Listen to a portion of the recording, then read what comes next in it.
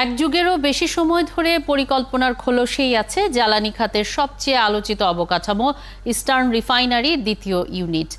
এই অবকাঠামো নির্মিত না হওয়ায় বেশি দামে পরিশোধিত তেল আমদানি করতে হচ্ছে petroleum কর্পোরেশনকে।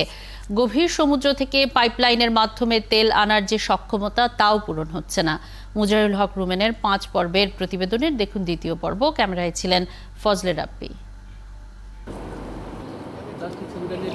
Eastern refinery 15 lakh ton জ্বালানি তেল শোধন ক্ষমতার এই ইউনিটটি নির্মাণ করা হয়েছিল 75 বছর আগে 1949 সালে।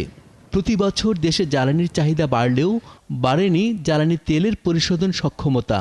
বর্তমান সরকারের সময় 30 লাখ টন সক্ষমতার আরেকটি ইউনিট নির্মাণের উদ্যোগ নেওয়া হলেও এখনও তা পরিকল্পনা পর্যায়ে আছে।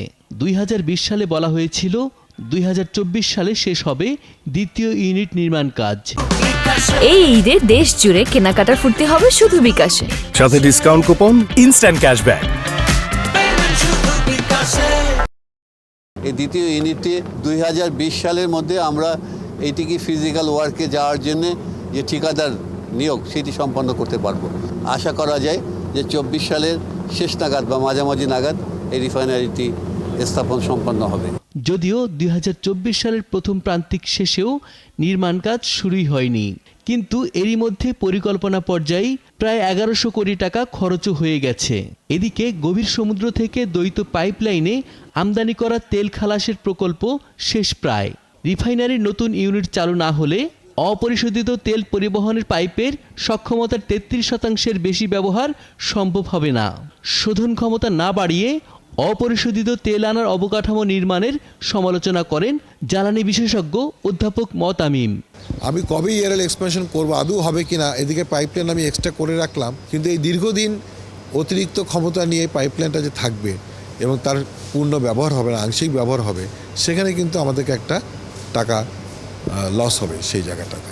বৈদেশিক মুদ্রা সাশ্রয়ে পরিশোধনাগার নির্মাণের গুরুত্ব তুলে ধরেন পেট্রোলিয়াম কর্পোরেশনের চেয়ারম্যানও। আর মন্ত্রী জানান ইস্টার্ন রিফাইনারির দ্বিতীয় ইউনিট নির্মাণের প্রক্রিয়া চলছে। যদি SPMটাকে 100% আমরা এটাকে ইফেক্টিভলি কাজে লাগাতে চাই, তাহলে এরকম একটা ইউনিট খুবই জরুরি মানে এটা অত্যাবশ্যকীয় পড়বে। রিফাইন অয়েল ইম্পোর্ট করার যে যন্ত্রণা বলে প্রচুর ডলার আমাদের চলে যায়। এখানে আমাদের যেমন আমরা নিজের আধুনিক সক্ষমতা অর্জন করব, তেমনি আমাদের অনেক বৈদেশিক মুদ্রার সাশ্রয় ঘটবে। ERL 2 এখন PPPর মাধ্যমে করার জন্য পরিকল্পনা চলছে। আমরা এটা পরিকল্পনার মধ্যে এখনো রেখেছি, আমরা যাচাই বাছাই করছি। সম্প্রতি একটি বেসরকারি প্রতিষ্ঠান 80% মালিকানার শর্তে ইস্টার্ন রিফাইনারির দ্বিতীয় ইউনিট নির্মাণের প্রস্তাব দিয়েছে, কিন্তু তা জ্বালানি খাতের জন্য কতটা ইতিবাচক হবে তা নিয়ে সন্দিহান বিশেষজ্ঞরা। মুজাহিরুল হক রুমেন, 71, চট্টগ্রাম।